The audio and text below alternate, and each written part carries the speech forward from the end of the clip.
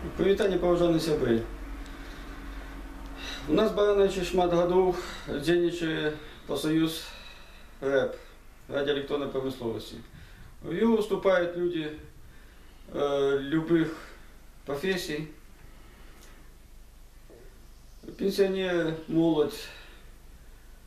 Мы занимаемся тем, что допомагаем людям, коли у них проблемы на праце.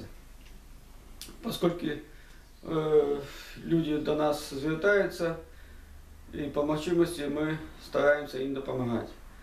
Конечно, в этих умовах, коли у нас такие отношения до незалежных профсоюзов, что влада не дає нам спокойно жить, шмат репресій, шмат людей, які отстоюють прави, потім звільняють з праці і нема чим влаштуватися. Но ми не здаємося і працюємо, даємо безплатні консультації по трудовому законодавству юридичные и бороним людей в судах. Конечно, хотелось бы, чтобы еще больше людей долучалось. Были у нас волонтеры на каждом предприятии. Кабины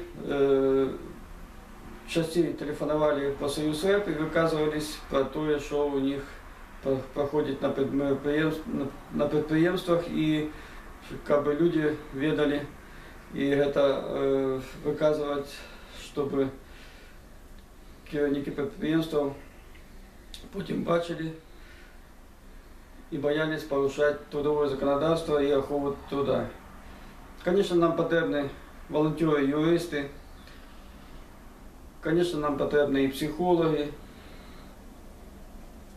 і техніка, тому що вельми тяжко працювати, коли люди не мають техніки чи юриста, який би одразу допомог.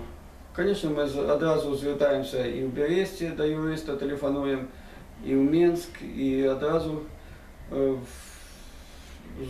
боронимо людей, як підказуючи, як себе поводити на праці в різних проблемах, які у людей є. І в судах, звісно, бороним, і профсоюз ніколи не покидає своїх людей, які зверталися і стали сябрами профсоюзу. Це солідарність, яка є, команда, яка підтримує морально. Мы все показываем в сродках масс информации, свою працю. І було бачно, як ми разом з профсоюзом усієї країни, профсоюзом радіоелектронної промисловості, допомагали людям під час проблем з третім декретом. Коли ласка, не бойтесь, приходите, телефонуйте, вы ведаете, что есть профсоюз РЭП, профсоюз радіоелектронної промисловості.